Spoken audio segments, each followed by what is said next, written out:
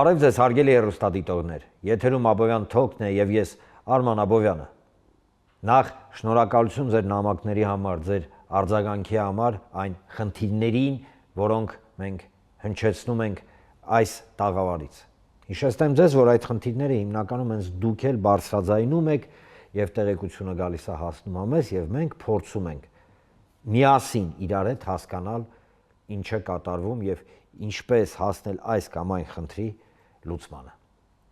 Այսօր խոսելու ենք երկու կարևորագույն թեմաների շուրջ։ Առաջին թեման՝ խաղաղություն, ավելի ճիշտ երաշխավորված խաղաղություն։ Վստահ եմ շատերը օրեր առաջ լսել եք, կարդացել եք Գագիկ Ծառուկյանի առաջարկ Հայաստանի կոնցեպտի ներքո երաշխավորված խաղաղությանը հասնելու տեսլականին։ Անպայման այսօր խոսելու ենք այդ թեմայի շուրջ եւ անպայման ավելի խորացված կփորձենք հասկանալ, թե ինչ է իրականում նշանակում երաշխավորված խաղաղություն։ Երկրորդ թեման դա պարտադիր բժշկական ապահովագրությունն է, ճիշտ այն, չգիտեմ էլ ինչպես անվանել, իրավիճակը, որը ձևավորվել է այդ կոնցեպտի կամ այդ ծրագրի իրագործման ընթացքում եւ որը արի ուտես վերաբերվում է բժիշկներին եւ բուժ աշխատողներին, ալճիշտ իրենց աշխատավարձներին։ Եվ առաջի թեմա։ Այսօր երաշխավորված խաղաղության մասին խոսելու ենք քաղաքագետ Արա Պողոսյանի հետ։ Բարև ձեզ, պարոն Պողոսյան։ Բարև ձեզ։ Շնորհակալություն, որ համաձայնվեցիք այսօր մեր հաղորդմանը մասնակցել եւ Աբովյան Թոքի շրջանակներում քննարկել ըստիս ամենաարդիական խնդիրներից եւ ամենահուզող խնդիրներից մեկը դա խաղաղության խնդիրը։ Այո, ես չսխալվեցի, երբ որ ասացի խաղաղության խնդիրը։ Վստահաբար ծանոթացել եք երաշխավորված խաղաղություն, կոնցեպտի հետ, որը առաջարկ Հայաստանի մեծ դոկտրինի ներքո Գագիկ Ծառուկյանն էր ներկայացրել օրեր առաջ եւ որը բավականին մեծ աղմուկ առաջացրեց, դրական առումով մեծ աղմուկ առաջացրեց հասարակության մեջ եւ որ հակիրճ լինենք, իմաստը հետեւյալն է. խաղաղությունը չի կարող հասնել լոկ հայտարարություններով, չի կարող հասնել նույնիսկ լոկ, չգիտեմ, ինչ-որ փաստաթղթեր ստորագրելով, չի կարող հասնել լոկ ցանկությամբ, պատրանքներով, ինչ ուզում է լինի, մենակ պատերազմ չլինի, դրանով խաղաղությունը չի կարող ձևավորվել։ Խաղաղությունը կարող է ձևավորվել միայն եւ միայն եթե կա երաշխիքներ, որ խաղաղությունը չի խալխլվի, այսպես ասենք։ Եվ առաջարկ Հայաստանի կոնցեպտի ներքո պարոն Ծառուկյանը առաջարկում է ձևավորված մի համակարգ, սենց ասենք, տեսլական, որի շնորհիվ հնարավոր կլինի հասնել երաշխավորված խաղաղությանը։ Ես այս պարագայում կցանկանայի ձեր կարծիքը լսեի, առհասարակ դուք ինչպես եք ընկալում երաշխավորված խաղաղություն, սենց ասենք տերմինը կամ կոնցեպտը։ Նախ ես կարծում եմ պետք է հասկանանք ինչ է խաղաղությունը, կամ կա արդյոք հարատև խաղաղություն։ Ժամանակակից աշխարհում խաղաղությունը դա պարզապես պատերազմի բացակայությունն է։ Ինչու է այսպես ստացվել։ Եթե մի քիչ փորձենք գիտականորեն խնդրին մոտենալ, կտեսնենք, որ օրինակ ռեալիզմի դպրոցը ասում էր, որ բալանսն է, որ պահում է աշխարհում հարաբերական խաղաղություն։ Ինչու է բալանսը, որովհետև միջազգային հարաբերությունները անարխիկ են, չկա հիերարխիկ հարաբերություններ միջազգային։ Հետևաբար անարխիկ աշխարհում խաղաղությունը պահել վարչահրամայական մեթոդով հնարավոր չի։ Որպեսզի լինի խաղաղություն, պետք է լինի ուժերի բալանս։ Եվ այս հնարավորությունների նախ ֆիքսենք ուժը։ Որտեղ միջազգային հարաբերությունների հիմնական եւ գլխավոր էլեմենտը շարժիչ ուժը դա ուժն է։ Հիմա երբ ֆիքսում ենք, որ միջազգային հարաբերությունները հենվում է ուժի վրա, գալիս ենք մեր տարածաշրջան եւ փորձենք դիտարկել, թե մեր պարագայում խաղաղությունը ինչն է։ Իսկապես գոնե թե մեր պարագայում խաղաղությունը դա պատերազմի բացակայությունն է, բայց պատերազմի բացակայություն, որը ապահովված է համապարփակ խաղաղության գաղափարով։ Ինչ է ենթադրում համապարփակ խաղաղության գաղափարը։ Սա չի ենթադրում պարզապես օրինակ, ինչպես փորձ է արվում հրամցվել տնտեսական փոխկապակցվածությունը, պատերազմները կդարձնեն իրացիոնալ։ Արտաքին տնտեսական, խոսքը գնում է ոչ թե ներքին, այլ արտաքին։ Այո, արտաքին։ Կարճ ասած, եթե ադրբեջանցու հետ առևտուր են կանում, ինքը մեզ չի խփի։ Այո, մոտավորապես է, որ հասկանա։ իմիջայլոց, սա աշխատող մեխանիզմ։ 1910-ական թվականներին սա այս բանաձևը եկա որպես քաղաքական գիտություններում, որպես մի նոր տեսիլք լիբերալ իդեալիզմի դպրոցի, որով համարում են, որ հիմա գլոբալացում կգնա եւ տնտեսական փոխկապակցվածությունը կբերի աշխարհում պատերազմների իրացիոնալացման։ Բայց ինչ տեղի ունեցավ, ընդամենը մի քանի տարի հետո ամեն տարի իրար հետևից այս թեզը հերքվեց։ Տնտեսական փոխկապակցվածությունը կարող է տեսականորեն պատերազմները դարձնել իրացիոնալ, եթե չկա քաղաքական նպատակահարմարություն պատերազմների։ Հիմա մեր տարածաշրջանում բնականաբար խաղաղություն հնարավոր է բացառապես այն դեպքում, երբ որ կա ռազմաստրատեգիական պարիտետ, ուժերի ռազմաստրատեգիական հավասարակշռություն։ Ինչ է ենթադրում ռազմաստրատեգիական հավասարակշռությունը։ Սա գալիս է ձեր ասած երաշխավորված խաղաղության տեսիլքին։ Ռազմաստրատեգիական պարիտետը ենթադրում է ուժի, համապարփակ ուժի բաղադրիչների հավասարակշռում։ Օրինակ, եթե Ադրբեջանը ունի ռազմական ուժի որոշակի ներուժ, Հայաստանի Հանրապետությունը չի կարող դրանից մի քանի անգամ այնպիսի պակաս ներուժ ունենալ, որպիսի պարագայում Ադրբեջանի համար ռազմական ճանապարհով հարց կամ խնդիր լուծելը կլինի ռացիոնալ տարբերակ, քան բանակցելը։ Հաջորդը տնտեսությունն է։ Այն տնտեսական մոդելը, որը մենք որդեգրել էինք, ցույց տվեց, որ կենսունակ չի։ Եվ այսօր էլ այդ տնտեսական մոդելը կենսունակ չի։ Ինչու կենսունակ չի, որովհետև նախ այսօր մեզ կփորձեն հակադարձել, որ այս մոդելը կենսունակ է բերելով թվեր, բայց այդ թվերը պայմանավորված են ոչ թե Հայաստանի Հանրապետության տնտեսական ներուժի ամբողջական սպառմամբ, այլ պայմանավորված են արտաքին գործոններով։ Եթե չլինեն արտաքին գործոններ, օրինակ ռուս-ուկրաինական հակամարտությունը, գլոբալ անկայունությունը եւ այստեղ Հայաստանի դերակատարումը որպես տրանզիտային ճանապարհ, եթե այս գործոնները մենք հանենք, կտեսնենք, որ մեր տնտեսությունը ոչ միայն չի աճել, այլ ընդհակառակը գտնվում է գրեթե նույն մակարդակին, ինչ մակարդակում եղել է։ Հիմա ինչ է ենթադրում տնտեսական պարիտետը։ Տնտեսական պարիտետում Ադրբեջանը ունի մեկ առավելություն, դա իր էներգոռեսուրսներն են, նավթագազային ռեսուրսները։ Այո։ Բայց ժամանակակից աշխարհը գնում է այն ուղղությամբ, որ օրինակ տեխնոլոգիաները դառնում են գերակշռող այս ռեսուրսների նկատմամբ իրենց զարգացման դինամիկ հնարավորություններով։ Ասել է, թե տնտեսության մեջ, եթե մենք չունենք բնական X ռեսուրս է, դա կարելի է կոմպենսացնել այլ ռեսուրսներով։ Կարևորը մոդելն է, տնտեսական այն մոդելը, որը ժամանակակից է, որը հիմնված է արտի զարգացումների վրա եւ որը դինամիկ աճող է։ Այն մոդելը, որը մենք ունենք, սա աճող մոդել չէ։ Եթե այսպես փորձենք համապարփակ ներկայացնենք, ապա ուժի բոլոր բաղադրիչները, իսկ ուժը ենթադրում է տնտեսական, ֆինանսական, ժողովրդագրական, դիվանագիտական, քաղաքական եւ այլն ռեսուրսների ամբողջականությունը։ Այս ամբողջական, եթե մենք օրինակ դնենք մեր շեշտը զարգացման, մենք այսօր այդ ամենը չունենք։ Այսինքն կներեք, որ ընդհատեցի, այնինչ դուք թվարկեցիք, այդ հա միաբանություն, կասեք միասնություն, կասեք այդ բոլոր բաղադրիչների, որը արտացոլված է այդ երաշխավորված խաղաղության կոնցեպտի մեջ, այսօր մենք դա չունենք։ Այսինքն մենք չունենք այն հենքը, հիմքը, որի վրա պետքա կառուցվի խաղաղություն, հետևաբար, երբ որ խոսվում է խաղաղություն, դա խաղաղություն չի, դա չպատերազմի վիճակ է, ոչ թե պատերազմի բացակայության, այլ չպատերազմի։ Տեսեք, երբ որ նախ խաղաղության գործընթացը, այն գործընթացը, որը մենք այսօր ունենք, սա ես առիթներ ունեցել եմ ասելու, սա ոչ թե համապարփակ խաղաղության գործընթաց է, այլ իշխող էլիտաների միջև ձեռք բերված կոնսենսուսային վիճակ, որը ժամանակավոր։ Բնականաբար, եթե մենք խոսում ենք իշխող էլիտաների միջև ձեռք բերված պայմանավորվածությունների մասին, իմիջիայլոց այս թեզը հենց հաստատեց Իլհամ Ալիևը Մյունխենում, Ադրբեջանի եւ Հայաստանի էլիտաների եւ Միացյալ Նահանգների։ Միացյալ Նահանգների։ Այս թեզը հենց հաստատեց Իլհամ Ալիևը Մյունխենում, երբ որ ասեց,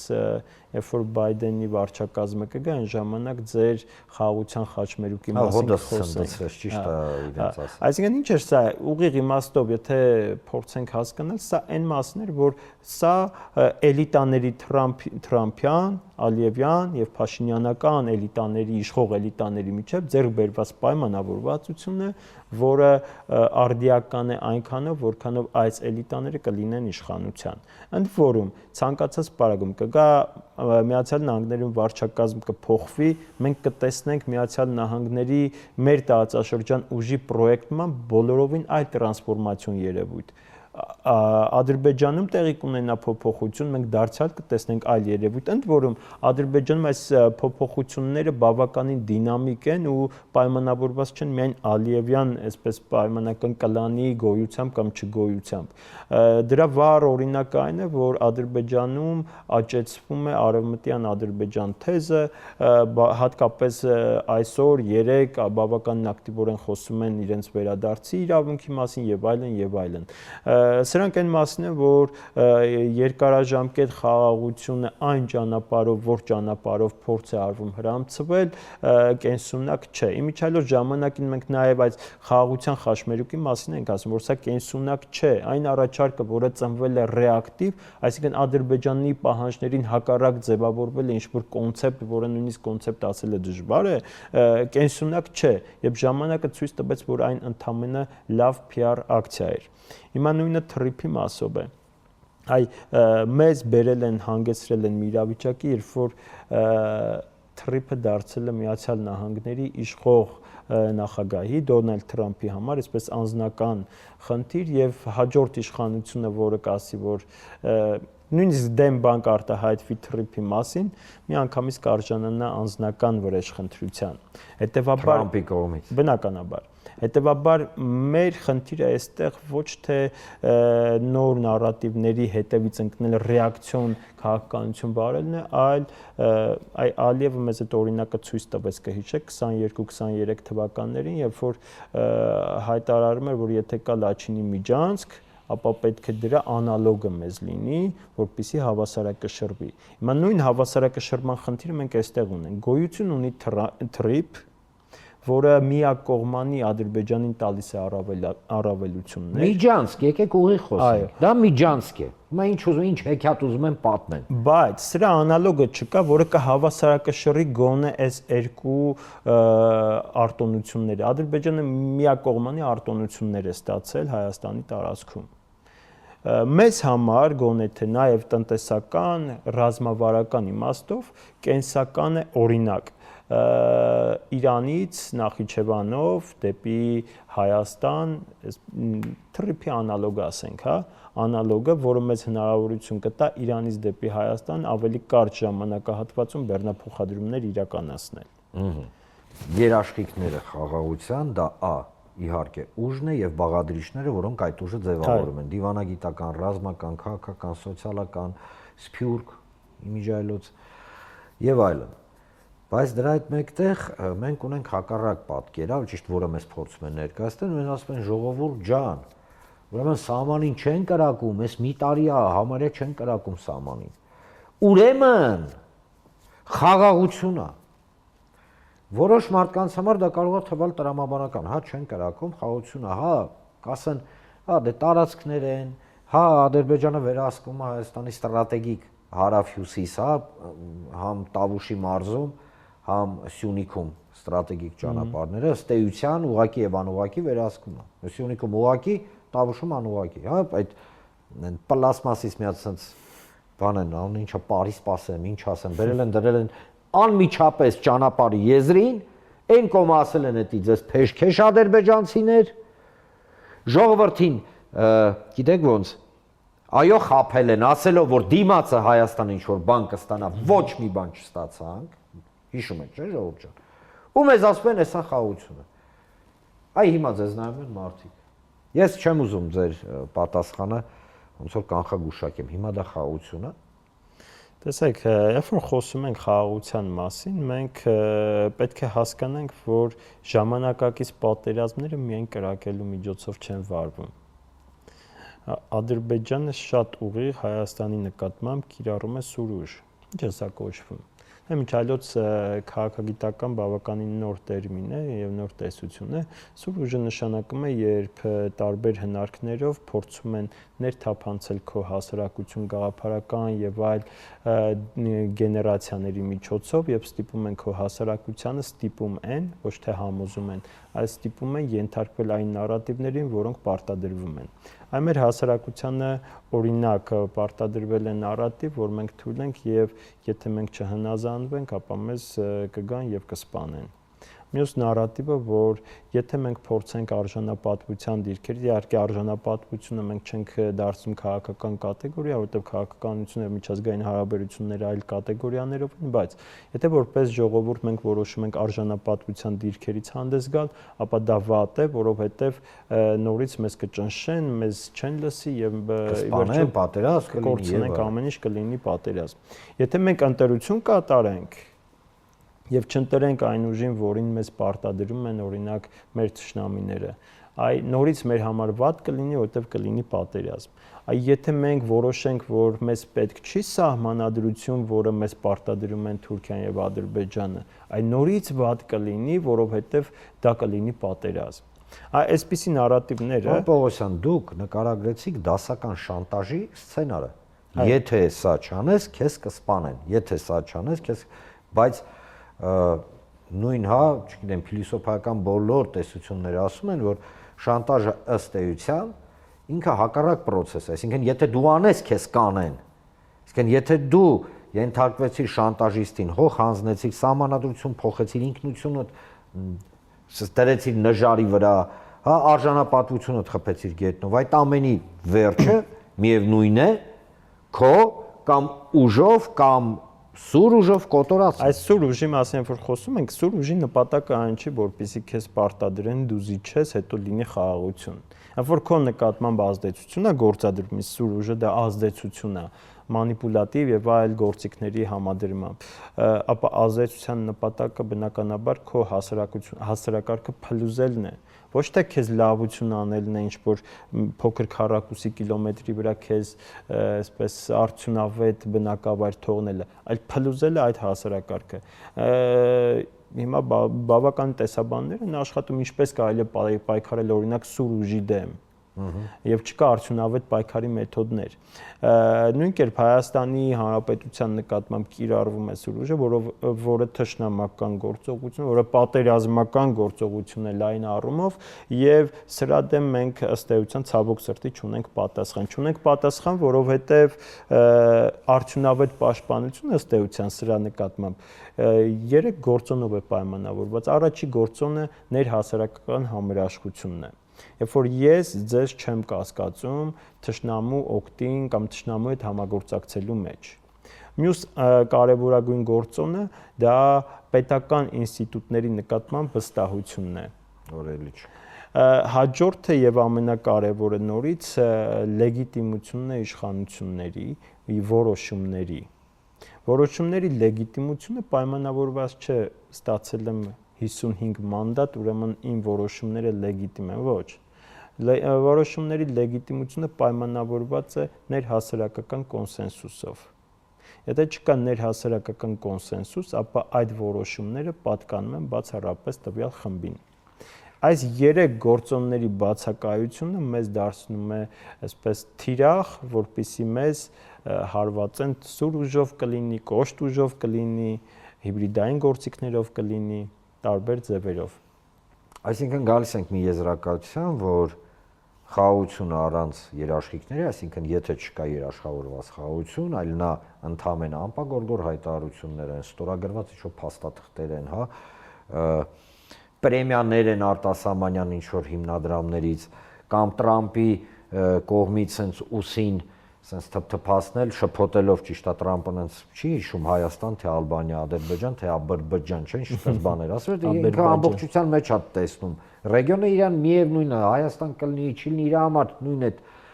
ուղիները լոգիստիկ կարևոր են, հավատացում եմ ձեզ, էլ այն ինչ մեզ պատմում են, այդ մի քիչ այնց չի։ Բայց դե այնուամենայնիվ, եթե չկա երաշխավորված խաղաղություն, ուրեմն ըստ էության չկա եւ խաղաղություն։ Ճիշտ եմ հասկանում։ Բնականաբար խաղաղությունը դեկլարացիա չի։ Խաղաղությունը չի սիրում դեկլարացիա։ Խաղաղությունը սիրում է շահերի համադրում եւ ինչպես նշեցինք խոսքի սկզբում, ռազմաստրատեգիական պարիտետ, առանց որի հնարավոր չի խաղաղություն։ Շնորհակալություն։ Շնորհակալություն, չափազանց կարևոր զրույց էր այսօր։ Ես կարծում եմ, մեզ հաջողվեց վեր բացել շատ, գիտեք, մի կողմից շատ տեսանելի, բայց մի կողմից շատ քիչ խոսացվող թեզերի եւ դրույթների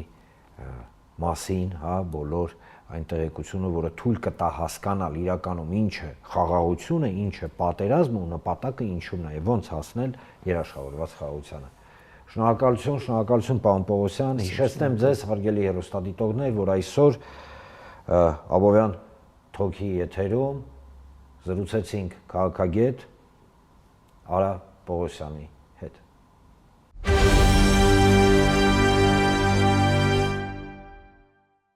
Պարտադիր բժշկական ապահովագրության ինստիտուտը արի ու տես եկավ եւ ժողովրդական լեզվով ասած չոքեց բժիշկների դուռը։ Տարբեր ասեկոսեներ են պտտվում, որ բժիշկների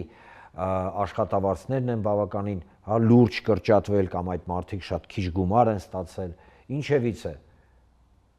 Դու կարող ես շատ լավ կոնցեպտ հորինես, հա, կամ ներդնես, կամ բերես, հա, խոսքը ապահովագրության մասին է, պարտադիր բժշկական ապահովագրության, բայց եթե այն օղակը, որը հենց ապահովում է, հա, այդ ներողություն ծրագրի իրագործումը, այսինքն բժիշկները եւ բուժաշխատողները, եթե դու իրանց վերաբերվում ես շատ վատ, մեղմ ասած, հա, կամ չես ապահովում այդ մարդկանց նվազագույնը մասնագիտական պահանջները, ապա այդ պրոյեկտը, հա, կամ այդ համակարգը առոչինչ է։ Եվ այսօր այդ թեմայի շուրջ կզրուցենք բժիշկ, առողջապահության կազմակերպիչ Գևորգ Գրիգորյանի հետ։ Բարև ձեզ, պարոն Գրիգորյան։ Ողջույն։ Շնորհակալություն, որ ընդունեցիք հրավերը այսօրվա, հա, մեր քննարկմանը մասնակցել, եւ այստեղ շատ կարեւոր է ընդգծել հետեւյալը, որ պարտադիր բժշկական ապահովման ինստիտուտը կարծես թե մեղ բառ եմ փորձում քննել, հա, կարծես թե չի աշխատում այնպես, ինչպես պետք էր աշխատել։ Խոսքը գնում է ոչ միայն հիվանդների մասով, հա, որոնց մասով միանշանակ ես դե պոլիկլինիկա կամ հիվանդանոց, հա, երբ որ գնում եմ, տեսնում եմ, որ բավականին ակտիվ են։ Խոսքը գնում է այն մարդկանց, ովքեր հենց իրենք պետք է ապահովեն, հա, այդ պարտադիր բուժ ապահովագրության գործունեություն, այսինքն բժիշկների։ Ես մի քանի տվյալ վերցրել եմ ձեր եւ ձեր գործընկերների վերջին, հա, ասուլիսներից, հայտարարություններից, որտեղ տեսնում եք, դժվարում եմ նույնիսկ, սենց ասեմ, պարկեշտ, հա, բառեր գտնել, որովհետև օրինակ մարդկանց աշխատավարձները, խոսքը բուժ աշխատողների աշխատավարձների մասին է, շեշտակի նվազել է։ Շո մարդիկ ներողություն ծիծաղելի ինչ որ կոպեկների մասին է խոսքը գնում, որ դա համարվում է իրենց համար աշխատավարձ, ներողություն եմ խնդրում, բայց դա այդպես է։ Պարոն Գրիգորյան, ինչ է կատարվում։ Նախ շնորհակալ եմ հրավիրելու համար, իրականում թեման շատ արդիական է եւ այսօր ամբողջ ոլորտային համայնքը լծված է այդ թեման տարբեր ուղղություններով, տարբեր խողովակներով խնդիրները տեղ հասցնի առողջապահության նախարարություն, որովհետեւ նախ մենք բժիշկներս գտնում ենք, որ առողջության ապահովագրությունը անհրաժեշտ է մեր երկրին եւ դա այսինքն դա նորմալ է։ Այո, դա նորմալ է, որ առողջության ապահովագրություն պետք է լինի եւ դա շատ մարդկանց համար առողջություն պահպանելու հարցի լուծումն է լինելու։ Բուժաշխատողները շատ ողջավորությամբ են դիմավորել առողջության ապահովագրության, պարտադիր ապահովագրության համակարգը, որտեղ ի վերջո պացիենտների հետ ստիպված չէին լինելու ասել, որ այս ծառայությունը այսքան արժի, պացիենտն է ասել ես գումար չունեմ, այսինքն այդ խնդիրը փակված էր։ Փակված էր եւ շատ բուժաշխատողներ գովում էին այդ համակարգը, որի վերջո ներդրվեց, քաղաքակիրթ երկիր են կամաց-կամաց դառնում, բայց արի ուտես, որ ստացվեց այնպես, որ այդ առողջության ապահովագրության համակարգը ներադրվում ոչ թե բյուջեի տնտեսման հաշվին, ոչ թե օրինակ ինչ որ փոխզիջումների հաշվին, ոչ թե լայն քննարկման հաշվին, այլ ներադրվում բուժաշխատողի վարձատրության հաշվին եւ ստացվում է այնպես, որ հունվար ամսվա համար օրինակ բժիշկներ կան, ովքեր ստացել են 19000 դրամ աշխատավարձ, 23000 դրամ։ Մի րոպե, ոչ թե կրճատվել է 19 կամ 23-ով, այլ այդքան գումար են Այդքան գումար ստացել են հարկերի պահումից եւ բժշկի աշխատանքի համար վարձատրությունը այդքան է կազմել։ Ներողություն, դա մինիմալ աշխատավարձի շեմից ցած է։ Այո, մինիմալ աշխատավարձի շեմից ցածր է, մինիմալ սպառողական զամբյուղի գումարից անգամներ ցածր ցածր չենք է։ խոսում, այդ ինչ։ Այո, 19000, 23000, 25000, 50000, եթե բուժաշխատողը ցենց կաշվից դուրս գալով փորձել է շատ սպասարկումներ անել։ Պարոն Գրիգորյան, բժիշկներ թե բուժքույրերը, թե բուժքույրեր։ բուժքույրերը 11000 դրամ են ստացել, Այսինքն մենք խոսում ենք 13000 դրամ են բժիշկների ստացել։ մասին։ Այո, բժիշկները ստացել են 19, 23, 30, 50000 դրամ, բուժքույրերը ստացել են 11, 13, 15000 դրամ աշխատավարձ։ Դա իհարկե անընդունելի է, որովհետև մեծ ծավալի աշխատանք են իրականացնում օրինակ առաջին օղակի բուժաշխատողները, թե բժիշկները, թե բուժքույրերը, եւ նման ձեր ասած ծիծաղելի ծաղրական աշխատավարձ ամենավատ իմաստով եմ այո, ասում, ես ծիծաղելու բան ես էլ չկա։ եմ շատ վատ իմաստով դա ասում, աշխատավարձը համահունչ չի հանձնարարված աշխատանքին։ Այսինքն ինչ է կատարվում 3 թե 3 չի առաջի օրը Առողջապահության նախարարը գրում է իր Facebook-յան էջում, որ 1 միլիոն ապահովագրական այց է գրանցվել։ Պատկերացնում եք 1 միլիոն, մեր բնակչությունը 3 միլիոնից քիչ է, այսինքն 1/3-ից ավելը բնակչության, ընդ որում ըստ իր գրառման, ըստ իր ինտերվյուների հիմնական այդ դիմողների զանգվածը դա 65 տարեկանից բարձր մարդիկ են, ովքեր որ ունեն քրոնիկական հիվանդություններ, ովքեր որ ունեն տարբեր տեսակի խնդիրներ, տարբեր կաբինետներով են անցնում եւ այլն։ 1 միլիոն մարդ սպասարկելու համար բուժաշխատողը պետք է այդքան վարձատրվի։ Ես իրականում դեռևս չեմ խոսում վիրաբուժական ծառայությունների մասին, ես չեմ խոսում մարզային առողջապահության մասին, ես խոսում եմ Երևան քաղաքում արկա աշխատավարձերի եւ արկա ծավալների մասին։ Ժողովուրդ 1 միլիոն մարդուն սպասարկելու համար դուք պատկերացնում եք դա ինչ տիտանական աշխատանք է։ 1 միլիոն մարդը երբեք 2 ամսում չի դիմել որևէ բուժկենտրոն, երբևիցե որևէ բուժկենտրոններ, ամբողջ ծավալը չի դիմե բուժկենտրոնների, հասկանում եք, չէ՞, ինչ եմ ասում, եւ հիմա հպարտությամբ հայտարարել, որ 1 միլիոն մարդ է դիմել, ինչից հետո ասել, որ բժիշկները չեն բողոքում իրենց աշխատավարձից, ինչից հետո ասել այսօրվա հարցազրույցն էի նայում նախարարի, ասել, որ հա դե կան խնդիրներ, մենք դա հիմա փորձում ենք հաշվարկենք, վերահաշվարկենք, հաշվարկել, վերահաշվարկել պետք էր մինչև համակարգի ներդնելը, որովհետև երբ որ բժիշկը այդ խալաթը իր հակից անում է, իմ եւ ձեր պես, ձեր այստեղ այս ստուդիայում աշխատողների պես հոգսեր ունի։ Սնունդն է, երեխայի կրթությունն է, եւ վերջո վարկն է, հիպոթեկն է, եւ 1 ամսվա աշխատավարձը 19 կամ 23000 դրամ ստանալ, ես իրականում կամաչեի լինելով նախարար նման հարցի անտեսելուց, կամաչեի բուժաշխատողների բողոքի ձայնը չլսելուց։ Առաջինը ես կասեի, օրինակ, համեցեք մի հատ քննարկենք, հասկանանք, այդ ինչպես է այդպես ստացվել։ Եկեք, որ ավելի հա սենց ընդլայնվասի, մենք հələ կվերադառնանք իհարկե պատկան մարմինների արձագանքին,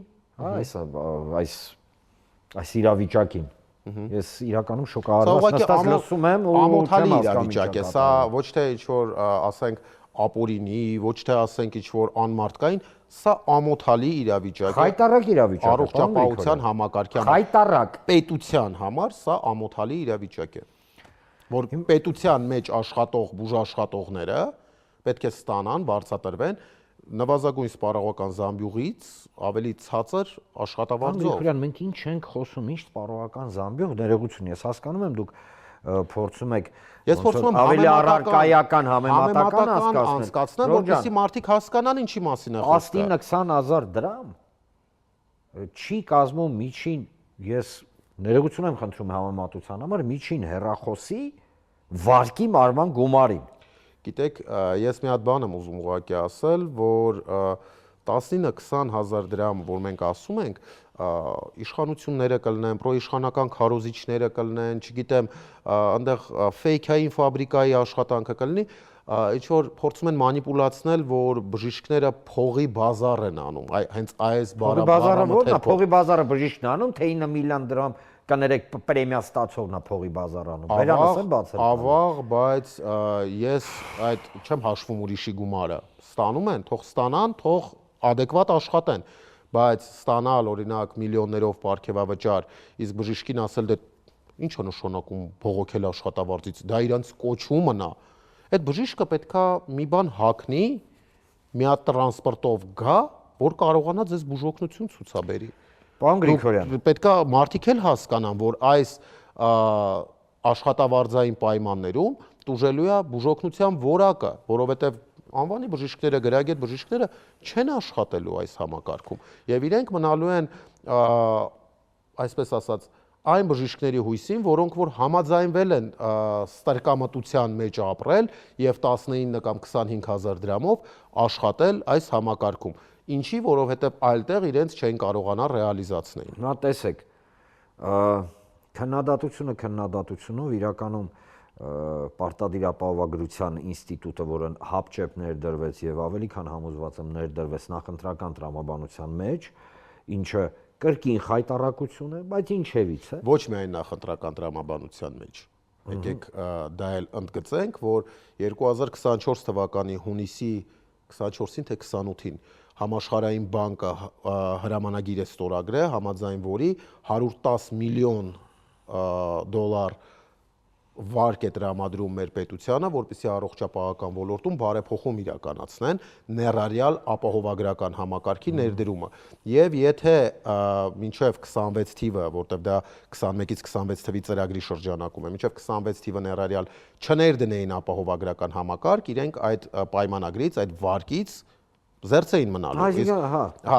Համ նախընտրական տրամաբանությամբ, համ այդ 110 միլիոնի տրամաբանությամբ եւ ես չգիտեմ, օրինակ Համաշխարհային բանկի այդ վարկ հաստատողները տեղյակ են, որ ապահովագրական համակարգը այս մակարդակում է ներդրվել, այսպես է ներդրվել։ Ինչ է ուզում պարզաբանեի, տեսեք, քննադատությունով բան չունեմ ասելու, հարգելի հեռուստադիտողներ, վստահաբար բժիշկներ են մեզ նայում։ Ես անձամբ ստացել եմ թե նամակներ, թե հաղորդագրություններ էլեկտրոնային փոստով այն իրավիճակի, ծանրագույն իրավիճակի, որը ձևավորվեց պարտադիր բժշկական ապահովագրությունը ներդնելուց հետո։ Սակայն ես գիտեմ, որ դուք լինելով բժիշկ եւ բժշկական ոլորտի կազմակերպիչ, այսպես վերցնենք, ինքը մի քիչ չի սազում, ամբողջ այդ սպեկտրը ձեր գործունեության բացելու, բայց այնուամենայնիվ գիտեմ, որ միշտ աշխատել եք մի կողմից քաղաքականացնել գործընթացը եւ մի կողմից հասնել որոշակի լուծման։ Հիմա դուք դիմել եք վստահաբար առողջապահության նախարարություն, դիմել եք պատկան մարմիններին, դիմել եք այն կառույցներին, որոնք պատասխանատու են այս ամեն ինչի համար։ Ինչ պատասխան եք ստացել։ Նախորդ երկուշաբթի մենք կազմակերպել էինք բավականին մեծ քննարկում, որտեղ որ 5 բանախոսներով սկսած ապահովագրության փորձագետից, տնտեսագիտական գիտությունների թեկնածու եւ վերջացրած պրակտիկ սովորական բժիշկից, որպես բանախոս հանդես էին եկել եւ մոտ 90 մասնակից կար, մեր բժիշկները եկել էին, որպեսզի մտքերի փոխանակություն անենք եւ այլն։ Այդ քննարկմանը մենք հրավիրել էինք առողջապահության նախարարին կամ նշել էինք նամակում, որ կոմպետենտ մասնագետ ուղարկեք։ Հրավիրել էինք այդ ապահովագրական հիմնադրամի տնօրինությանը իրանց բոլոր մեյլերին ուղարկել էինք նամակ, հրավիրել էինք առողջապահության եւ սոցիալական այդ հարցերի հանձնաժողովի ներկայացուցիչներին, ինչպես նաև հրավեր էինք ուղարկել ազգային ժողովի 3 խմբակցություններին։ Ավաղ ոչ մեկը չեկավ այդ քննարկմանը, հավանաբար մտածեցին, որ նեղ մասնագիտական քննարկում է լինելու եւ անցնենք առաջ, բայց այդ քննարկման ընթացքում որոշվեց, որ խնդիրը օրհասական է եւ բուժաշխատողները չեն ուզում այդ պայմաններում աշխատեն եւ որոշվեց, որ պետք է մենք սպասենք որևէ արձագանքի այդ քննարկման արդյունքներից հետո։ Որևէ արձագանք չեղավ որևէ պատկան մարմնի կողմից։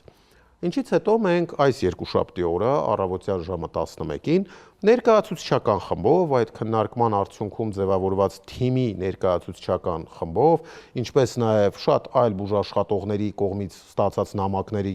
այսպես ասած, նամակներով լիազորված 3 մասնագետով գնացինք ազգային ժողով նամակներ փոխանցելու ազգային ժողովի նախագահին եւ 3 խմբակցություններին։ Փոխանցեցինք նամակները, հարցազրույցներ տվեցինք, որտեղ դրա մասին հայտարարել էինք եւ լրատվական դաշտը բնականաբար շնորհակալ ենք մեր գործընկերներին լրատվական դաշտից, ովքեր որ եկան, լուսաբանեցին, հարցազրույցներ վերցրեցին, նամակներ տրամադրեցինք։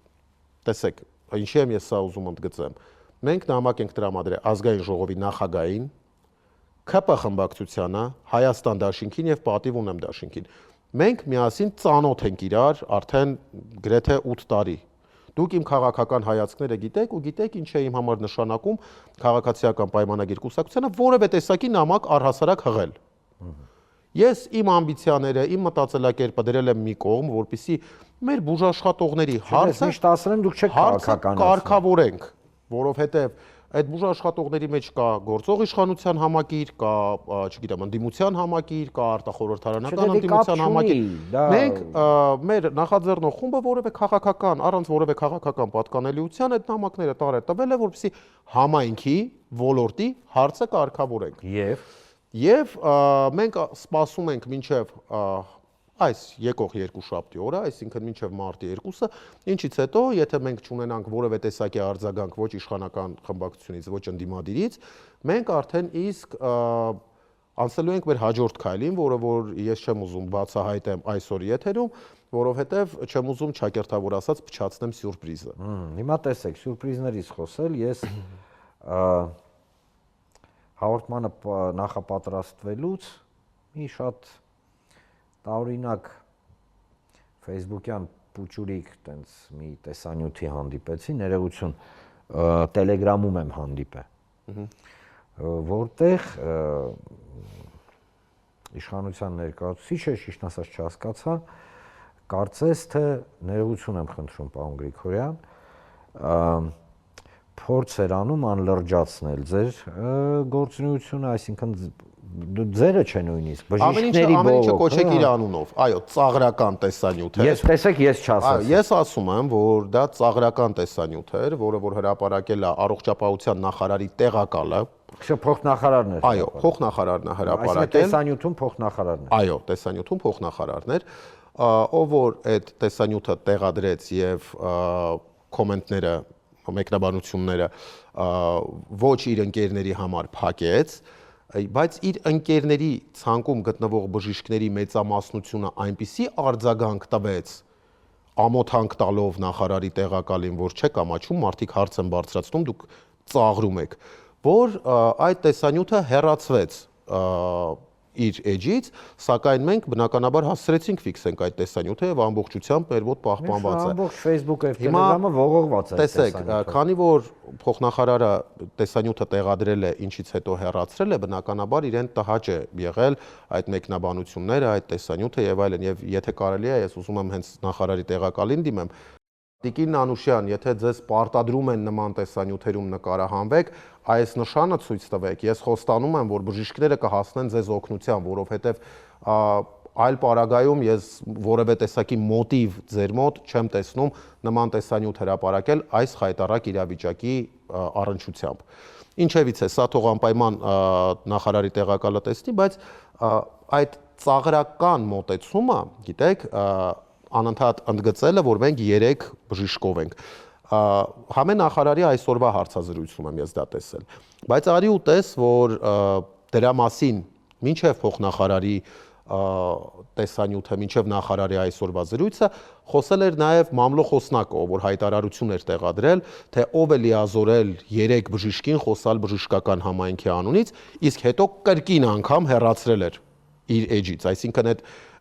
հայտարարություն անել ջնջել, տեսանյութ դնել ջնջելը դա իրենց ձեռագիրն է։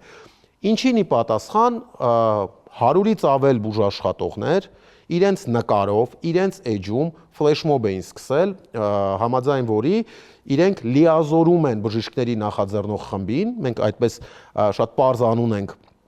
որոշել մեր հենց նախաձեռնող խմբին, որպեսզի իրենց անունից այս հարցով հանդես գանք։ Իրենք դա կամ չեն տեսել, կամ չեն ուզում տեսնեն, չնայած որ լրատվական դաշտը բոլոր սկրինշոթերով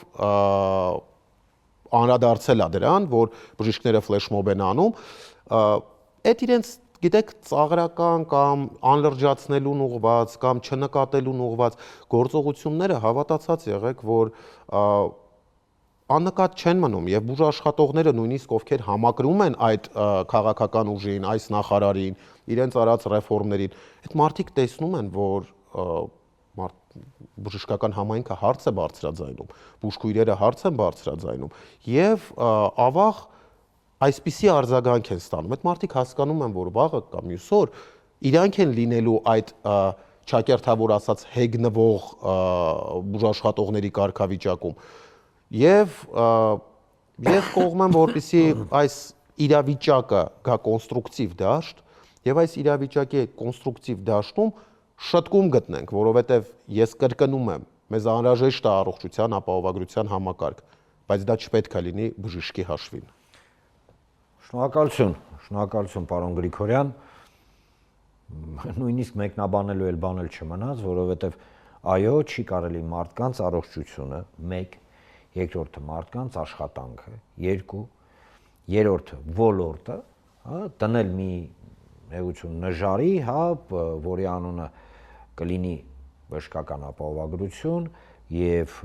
ի վերջո հասցնել իրավիճակը այնպիսի մակարդակի անլրջության, որ մարդիկ զայրանան։ Իսկ ես հավատացնում եմ ձեզ, որ մարդիկ իրականում զայրացած են այս ամեն իմիջիայլոց ոչ միայն բժիշկները, այլ նաև հիվանդները, որովհետև հիվանդը զգում է, որ բժիշկը պատկերացրեք վիճակը։ Իսկ ինչի չեն գալիս կանգնում մեր կողքը այդ պայքարը առաջ տանելու մեջ։ Մենք շատ կողմ կլինենք, որպեսզի պացիենտները, ովքեր որ տեսնում են այդ խայտառակ հերթերը, տեսնում են եւ մտնում են բժշկի դրության մեջ, որ բժիշկն է մարդ, ինքն է ինչ որ թողունակության ծավալ ունի, այսինքն օրվա ընթացքում ինչ որ կոնկրետ քանակի պացիենտներ կարող է ընդունել եւ ճանապարհել, ովքեր որ դա հասկանում են, ես հրավիրում եմ հարգելի հեռուստադիտող, եթե դուք իրականում հասկանում եք, որ բժիշկը տենց հաճույքի համար չի այս ամենը կազմակերպում, եկեք միացեք մեզ, միասին փորձենք կերտել նորմալ առողջապահական համակարգ։ Շնորհակալություն։ Հիշեցնեմ ձեզ հարգելի հեռուստադիտողներ, որ այսօր զրուցում ենք պարտադիր բժշկական ապահովագրության շուրջ ձևավորված, այս աննորմալ իրավիճակի մասին բժիշկ առողջապահության կազմակերպիչ Գևորգ Գրիգորյանի հետ։ Շնորհակալություն։ Ձեզ շնորհակալություն։ Դե ինչ, հարգելի հեռուստադիտողներ, խոսեցինք ապահովագրության մասին, ըստ էության բժշկական ապահովագրության մասին ասելու, ասենց երկար բան չկա, եւ այո, գալիս ենք եւ կանգնում ենք այն մտքին, որ եթե ապահովված չեն նվազագույնը մասնագիտական, պայմանները այն մարդկանց համար, ովքեր ապահովում են ըստ էության պարտադիր բժշկական ապահովագրության գործունեությունը, կամ իրագործումը այդ ծրագրի Հայաստանում, ապա դա առ-ոչինչ է։ Ընդհանրապես ինչ որ նախընտրական ասես գործընթացի է նմանվում բժշկական ապահովագրության ներդրումը, ընդ որում շատ վատ ներդրումը։ Ավելի շատ եւ ավելի հանգամանալից կցանկանայի խոսեի խաղաղության մասին։ Ավելի ճիշտ երաշխավորված խաղաղության մասին։ Հիշեցնեմ ձեզ, որ խոսքը գնում է մի տեսլականի մասին, որը Գագիկ Ծառուկյանի առաջարկ Հայաստանի այդ մեծ դոկտրինի ներքո այսօր դարձել է բուրըն քննարկման առարկա։ Ինչ է խաղաղությունը։ Երբ որ մեզ փորձում են համոզեն, որ օրինակ ասում են 25 թվականին գետ մեկ կրակոց չի եղել սահմանին եւ այլն, ասես շո բաներ են խոսում, հարցածակում, իսկ միգուցե այդ կրակոցները չեն եղել երկու պատճառով, որ պատճառը կրակոցների, այսինքն Հայաստանի անհանդուրժողական վերաբերմունքը տարածքային ամբողջականությունը, մեր պատվին, մեր արժանապատվությանը, մեր կենսական շահերին նվազել է, դրա համար չեն կրակում։ Պայմանական ասելով համաձայնվում ենք ամեն ինչի հետ, ինչ մեզ փորձում է պարտադրել թշնամին։ Միգուցե դրա համար չեն կրակում։ Եվ չեն կրակում միգուցե եւս մի պատճառով, որ պարզապես նախապատրաստվում են, որ ավելի ուժեղ կրակեն։ Անվանել այս իրավիճակը խաղաղություն, ես չգիտեմ, ինչ որակում տամ, սա խաղաղություն չի։ Խաղաղություն չի, երբ որ թշնամին, որը հետևողականորեն քո հայրենիքի մասնիկները քեզանից խլում է, քեզ էլ կոտորում է, մեկ էլ որոշում է քեզ բենզին վաճառի։ Կամ թույլ է տալի, սենց մեծահոգաբար, որ իր տարածքով քո տրանզիտ ապրանքներ անցնեն։ Ոչ։ Ադրբեջանը շատ է լավ նախապատրաստվում է Հայաստանի ապամոնտաժմանը, խոսենք ուղիղ։ Այո, ձեզ թվում է այդ արևմտյան Ադրբեջան կոնցեպտը հենց պարզապես է օդի մեջ պտտվում։ Ձեզ թվում է ասես իզուր է, հա, որ պնդում են, որ մենք պետք է մեր սահմանադրությունը փոխենք համաձայն իրենց տեսլականի, այսինքն թշնամու թուրքերի ադրբեջանցիների։ Եվ դրա հետ մեկտեղ պետք է բերենք Հայաստան 100,000-ավոր ադրբեջանցի բնակեցնենք։ Ձեզ թվում է հենց, հա, այդ խաղաղություն է։ Հա? Եվ վերադառնալով առաջարկ Հայաստանին եւ վերադառնալով երաշխավորված խաղաղության կոնցեպտին կարող եմ ասել միայն մի բան. եթե խաղաղությունը երաշխավորված չէ, ուրեմն դա խաղաղություն չի։ Լավագույն դեպքում Չակերտներում դա զինադադար է արհավիրքից առաջ, չենք հասկանում դա, հրաժարվում են դա հասկանանք։ Իսկ ինչ է նշանակում երաշխավորված խաղաղություն։ Ասեմ, դա ոչ թե լոկ խոսքեր են, ռիլսեր են, չգիտեմ, տենց պուճուրիկ վիդեոներ են, որտեղ մարդիկ կանգնած ասում են, մենք խաղաղություն ենք բերել, ուրախացեք, դա չի խաղաղությունը։ Խաղաղությունը դա նա է, երբ որ ինքը երաշխավորված է, ռազմական, տնտեսական, դաշնակցային, դիվանագիտական, քաղաքական եւ տնտեսական, ներտնտեսական, ոչ թե գիտեք, այդ ռեէքսպորտի վրա նստած խոսել առավոտի զիրգում, որ տնտեսություն են զարգացնում, ոչ մի բանով չեն զարգացնում։ Եվ այո, տնտեսության իրական զարգացման միայն ուժեղ պետությունը կարող է հասնել երաշխավորված խաղաղությանը։ Միայն դաշնակիցներ ունեցող պետությունը կարող է հասնել երաշխավորված խաղաղությանը։ Միայն ռազմական ներուժ ունեցող պետությունը կարող է հասնել երաշխավորված խաղաղությանը, այլ ոչ թե այն անիմաստ եւ ըստ էության ոչ մի կապ չունեցող խաղաղության հետ բարերի եւ երթումների, որոնք այսօր մեզ փորձում են ներկայացնել որպես խաղաղություն։ Շնորհակալություն, հարգելի հեռուստադիտողներ, որ այսօր միասին փորձեցինք հասկանալ, թե ինչ է երաշխավորված խաղաղությունը եւ ինչպես հասնել իրեն։ Եթերում Աբովյան թողոքներ եւ ես Արման Աբովյանը կհանդիպենք հաջորդ անգամ։